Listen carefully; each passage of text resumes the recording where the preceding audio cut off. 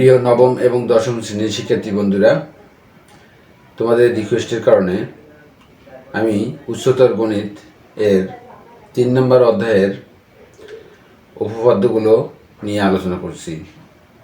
তোমরা প্রত্যেকটি পার্ট দেখে নেবে, প্রত্যেকটি পার্ট দেখলেই ভালো করে বুঝবে। এর আগে আমি এই অধ্যায়ের উপর আরেকটি পাঠ করছি, তোমরা ওই পাঠটি দেখে এসে এই পাঠটি দেখবে, কারণ ওই পাঠে আমি এই প্রশ্নটি বোঝার জন্য যে লম্ব বিক্ষেপ হয় সেই লম্ব বিক্ষেপ নিয়ে আলোচনা করছি। সো এটা দেখার পর তোমরা 2 নম্বর পার্ট দেখবে।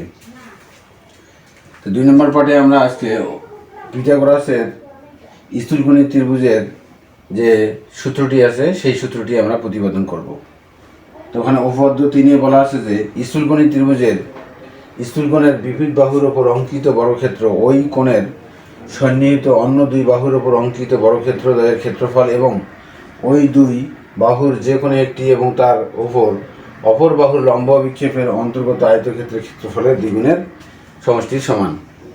কি প্রশ্ন পড়ে মনে হচ্ছে যে 2-3 বার নিঃশ্বাস নিতে হবে, তো কোনো ব্যাপার না। দেখো প্রশ্নটা তোমরা আগে ভালো করে পড়ে নেবে। আর এই প্রশ্নটাতে যেটা বলছে যে আমি চিত্রের সাহায্যে বুঝিয়ে দিচ্ছি, দেখো এই কথাগুলো চিত্রের সাহায্যে বুঝিয়ে দিচ্ছি। তো প্রশ্নটিতে বলা আছে যে একটি স্থূলকোণী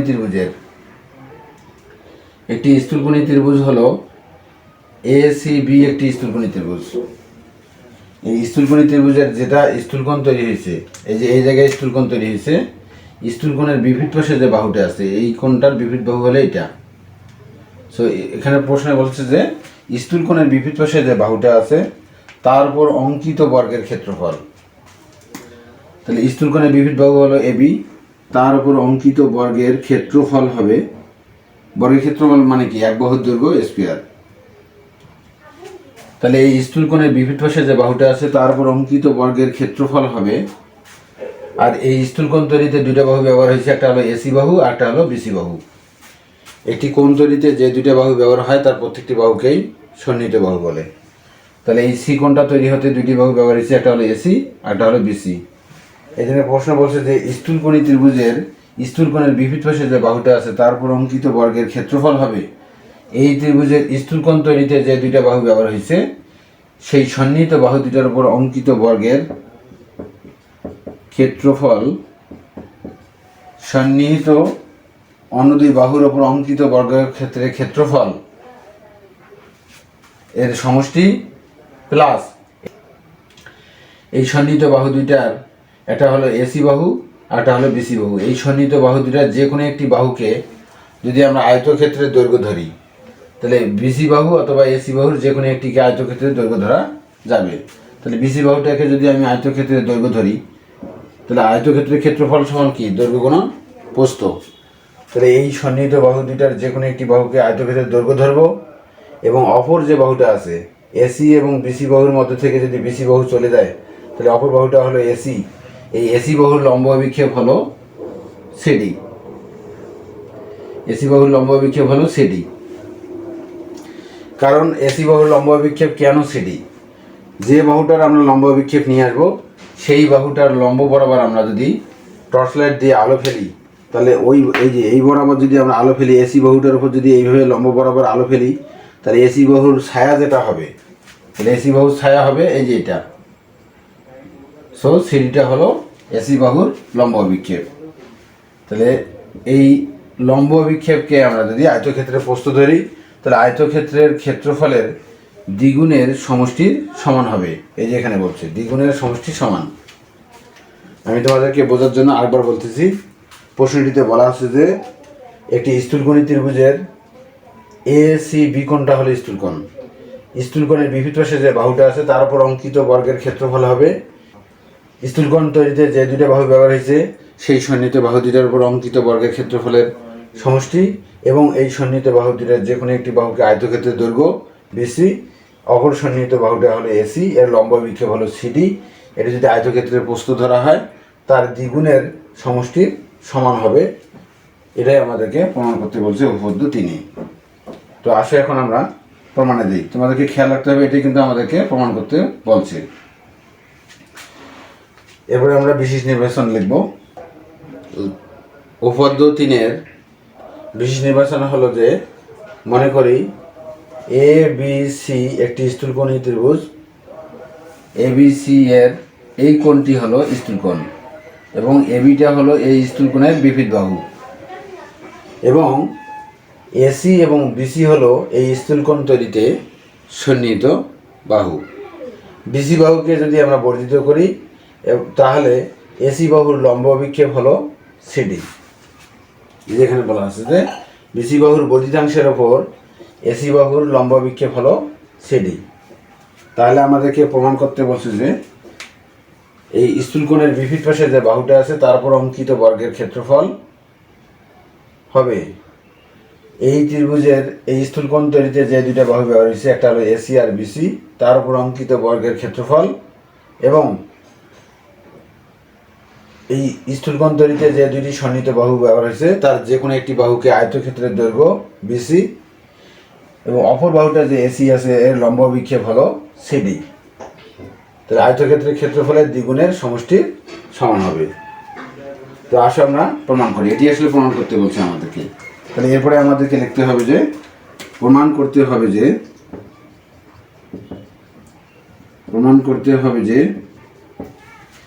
স্থূলকোণী ত্রিভুজের ক্ষেত্রে স্থূলকোণের বিপরীত পাশে যে বাহুটা আছে, স্থূলকোণের বিপরীত পাশের বাহুটা হলো এবি, তার উপর অঙ্কিত বর্গের ক্ষেত্রফল হবে এই স্থূলকোণ তৈরিতে যে দুইটা বাহু রয়েছে সেই সন্নিহিত বাহুর উপর অঙ্কিত বর্গের ক্ষেত্রফলের সমষ্টি, এবং এই দুইটি বাহুর যে কোনো একটিকে আয়তক্ষেত্রের দৈর্ঘ্য, অপর যে বাহুটা আছে এসি এর লম্ব অভিক্ষেপ হলো সিডি।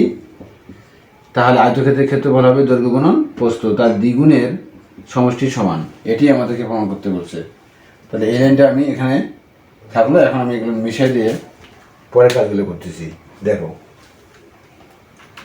এরপরে আমাদেরকে প্রমাণ লিখতে হবে।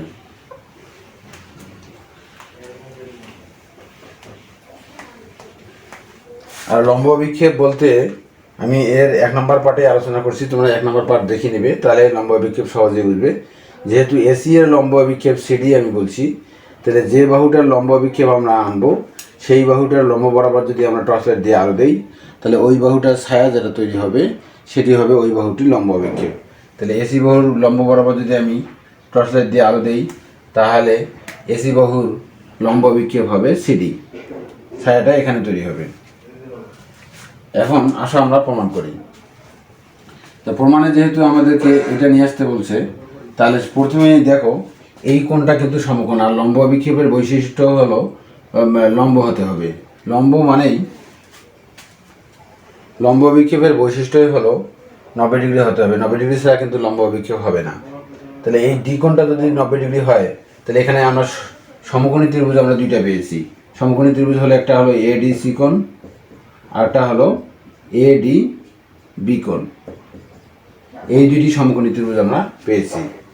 যেহেতু আমাদেরকে এবি স্কয়ার নিয়ে আসতে হবে, আমরা জানি যে সমকোণের বিপরীত পাশের বাহুটার নাম হলো অতিভুজ। তাহলে এডিসি ত্রিভুজের ক্ষেত্রে ডি কোণ যদি সমকোণ হয় তাহলে এসি হবে অতিভুজ, আবার এডিবি এই সমকোণী ত্রিভুজের ক্ষেত্রে ডি কোণ সমকোণ হওয়ার কারণে এবি হবে অতিভুজ।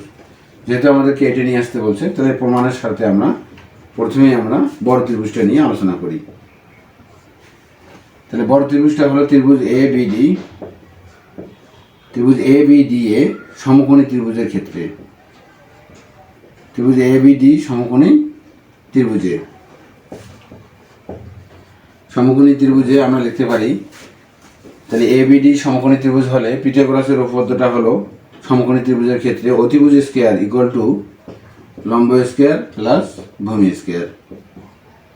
তোমরা লক্ষ্য করো এই বিডি যে আমি লিখলাম, বিডিতে দুইটি অংশের যোগফল, একটা হলো বিসি আর একটা হলো সিডি।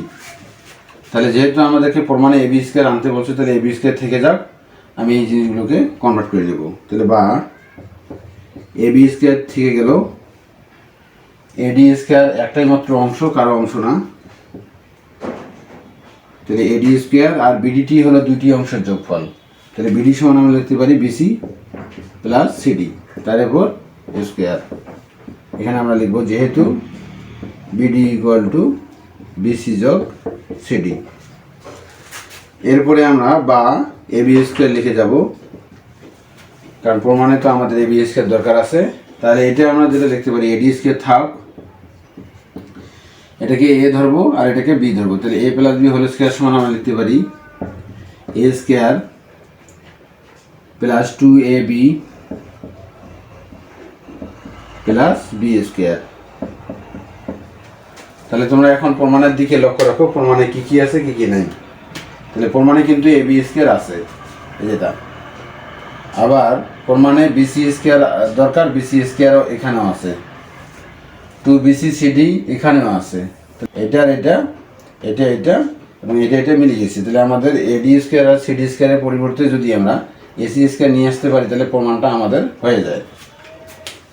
এজন্য আমরা এর পরের লাইনে লিখতে পারবো বা এবি স্কোয়ার ইকুয়াল এই এডি স্কোয়ার আর সিডি স্কোয়ারের পরিবর্তে আমাকে নিয়ে আসতে হবে এসি স্কোয়ার। তাহলে এডি স্কোয়ার আর সিডি স্কোয়ার এক পাশে করে নাও, এডি স্কোয়ার সিডি স্কোয়ার যদি এক পাশে করিয়ে নিয়ে ব্র্যাকেট দিয়ে বেঁধে নাও, এটার পরিবর্তে আসতে হবে এসি স্কোয়ার। আর বাকিগুলো লিখে যাই, কারণ এটা তো আমাদের প্রমাণে আসতে হবে।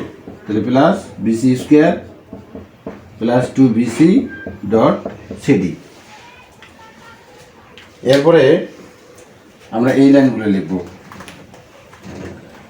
তাহলে এরপরে আমরা লিখতে পারি, যেহেতু প্রমাণে আমাদের এবি স্কোয়ার দরকার আছে, তাহলে এবি স্কোয়ার লিখলাম আমি সমান, এটার পরিবর্তে আমাদেরকে লিখতে হবে এসি স্কোয়ার, যে এটা প্রমাণ করব। আর পরে তো এই বিসি স্কোয়ার আছে, প্লাস বিসি স্কোয়ার লিখি প্লাস 2bc/cd আছে, 2bc/cd। তাহলে এডি স্কোয়ার প্লাস সিডি স্কোয়ার, চিত্রের দিকে লক্ষ্য করো, এডি স্কোয়ার প্লাস সিডি স্কোয়ার।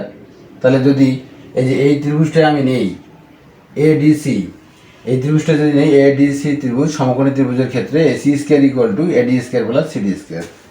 তাহলে এখানে আছে এডি স্কোয়ার প্লাস সিডি স্কোয়ার, তাহলে এটার পরিবর্তে আমি লিখতে পারি পিথাগোরাসের উপপাদ্য অনুসারে AC square equal to eddy square plus CD square. এজন্য এডি স্কোয়ার প্লাস সিডি স্কোয়ারের পরিবর্তে আমি এসি স্কোয়ার বসিয়ে দিলাম। এবং আমাকে সাইড নোট লিখতে হবে, যেহেতু ত্রিভুজ এডিসি এ সমকোণী ত্রিভুজের ক্ষেত্রে পিথাগোরাসের উপপাদ্য অনুসারে AC square equal to eddy square CD square, eddy square plus CD square. এবং এই মানটি আমি কিন্তু এই লাইনে বসাইছি, এই যে এডি স্কোয়ার প্লাস সিডি স্কোয়ার সমান এসি স্কোয়ার, এই লাইনটি আমি এখানে লিখছি। এই লাইনের পরে তোমাদেরকে এই লাইন লিখতে হবে, আর লেখার পর তোমাদের প্রমাণিত লিখবা, প্রমাণিত। আমি অনেক সহজেই তোমাদেরকে বোঝানোর চেষ্টা করছি, আশা করছি তোমরা বুঝতে পারছো। আর যদি বুঝতে পারো তাহলে অবশ্যই তোমার বন্ধুদের মধ্যে ভিডিওটি বেশি করে শেয়ার করে দাও, যাতে তোমার বন্ধুরাও শিখতে পারে। ভিডিওটি ভালো লাগলে অবশ্যই চ্যানেলটি সাবস্ক্রাইব করে আমার পাশেই থাকো। আবারও দেখা হবে নতুন পর্বে, দেখার আমন্ত্রণ জানিয়ে আজকে এখানে শেষ করছি। আল্লাহ হাফেজ।